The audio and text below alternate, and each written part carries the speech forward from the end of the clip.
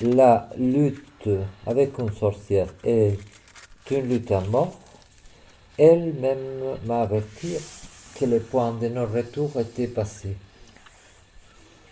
Et je suis prêt, si nécessaire, à prendre la totalité de la réalité et du temps des univers existants en otage afin de sauver ma peau.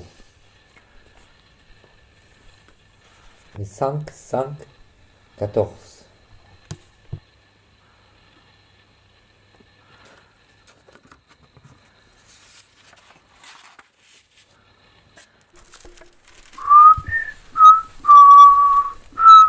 Jeanne Fabrezzada parle de comment être pris,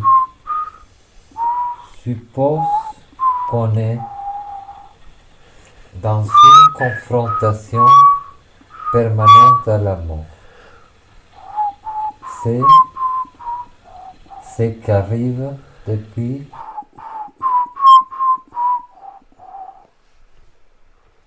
les tentations de Saint Antoine, les cochons de Saint Antoine, non seulement rendaient compagne aux saints moines solitaires dans le désert de la Thébaïde, mais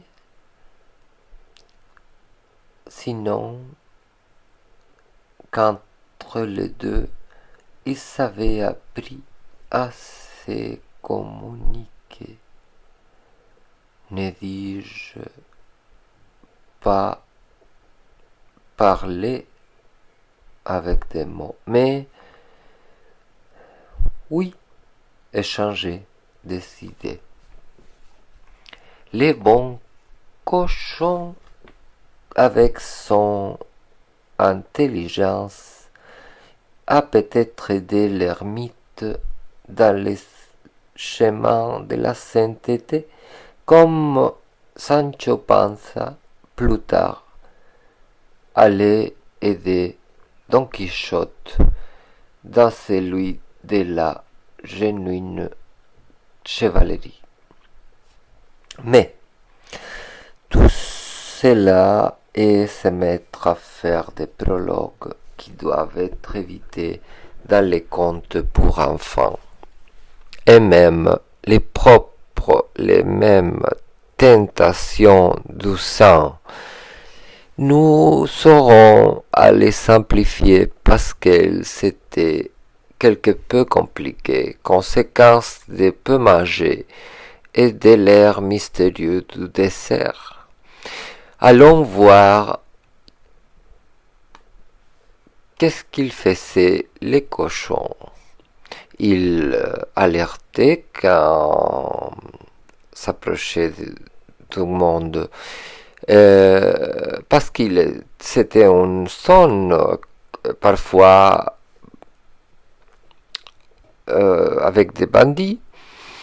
Les cochons connaissaient lesquels étaient les disciples du sang et lesquels non. Ils aidaient à trouver des herbes pour se soigner et surtout de la nourriture. Ils mendiaient aussi pour les saints parce que quand les gens voyaient les cochons, ils ressentaient de la peine et ils donnaient quelque peu à manger aux deux. Mais surtout, les cochons les réveillaient tous les matins quand les saints étaient en train de rêver à cette tentation. Et avec ces grognements doux, il lui rendait l'essence du réel, de la réalité. Une rare pluie du désert qui parfois avait lieu tombait sur la grotte du sang et celui-là était resté endormi. Il faisait pas longtemps qu'il avait décidé d'être saint, ainsi que encore il n'avait pas sous aucune tentation. Comme vous verrez, il s'agit de simples cauchemars, comme celles que nous avons tous parfois, mais saint Antoine considérait qu'il avait à lutter contre elles, ou en tout cas à prendre quelquefois quelque peu de spécial de ces tentations ou ces cauchemars. Son fidèle cochon y était avec lui. Les peintres du Moyen-Âge le représentent avec des petits poils raides, un peu ressemblants à ceux de la brosse à dents, mais peut-être un peu plus courts et avec une clochette tombant de l'oreille, accrochée à l'oreille, pour avertir où est-ce qu'il allait. Et cette première nuit ou à l'heure de la sieste, on ne sait pas, le saint homme imagina qu'il venait de mourir. Il était enterré, selon l'ancien usage, dans son tombe. Les restes des morts le recevaient avec une fête. Regarde, lui disait un, tu es déjà mort et tu n'as pas eu le temps d'être saint, et tout ça que tu voulais. Il se réveilla de très mauvaise humeur très tôt et s'est mis à faire du bruit dans la grotte en changeant les livres de place et en traînant la chaise où il pensait écrire ses miracles, tentations ou tout ce qui allait surgir. Qu'est-ce qu'il arrive?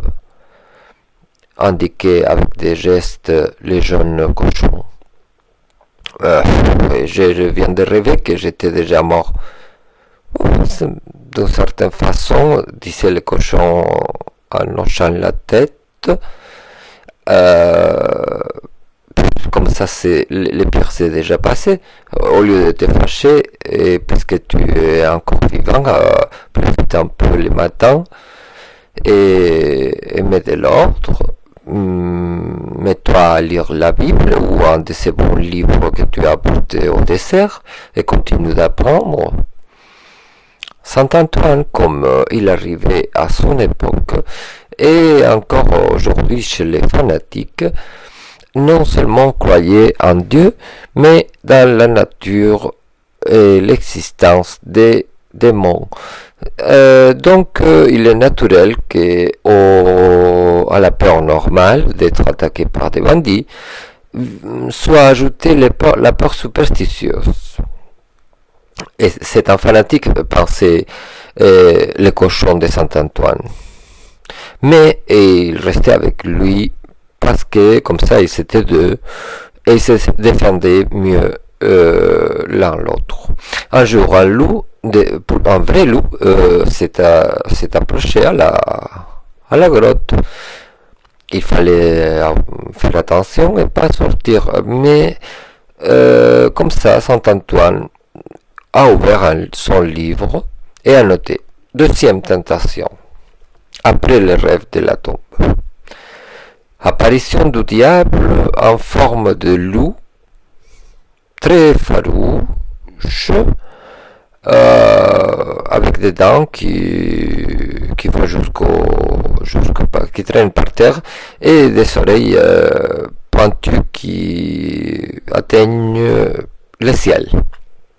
Après, il a pensé que si les oreilles atteignaient pour de vrai le ciel, il allait écouter les conseils de Dieu et que le loup ne serait pas tout à fait le diable.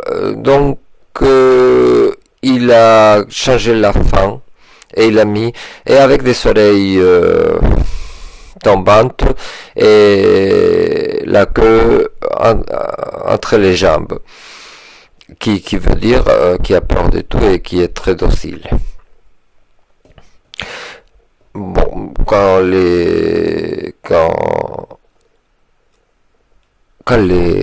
l'été est arrivé, il s'est desséché son petit verger où il avait des légumes. Et les cochons et Saint-Antoine se sont approchés à une forêt pour chercher quelques types de fruits ou tubercules pour manger. Pourquoi m'apparaissent les dieux et les déesses de la mémoire et non pas Jésus-Christ qui devrait être le véritable, exclama Saint Antoine se mettant à genoux. Et les cochons qui cherchaient des tubercules, il a laissé Saint Antoine aller chercher des fruits, puisqu'il était plus haut et plus grand. Et il s'est approché à l'écouter et lui, elle posait encore des questions. Qu'est-ce qui se passe? Regarde, Saint Antoine signalait, comme racontent les chroniques de Saint Athanas, la partie haute d'un arbre où un long léopard s'accommodait d'une commode rame. Alors, partons d'ici, lui donner à lui. Oh, quel désastre. Sa maison, je l'avais vue en rêve pendant les années de ma dépression 1999-2002. Elle a menacé de mort mon fils. Si ignoraste o pulcherrima inter mulieres egredere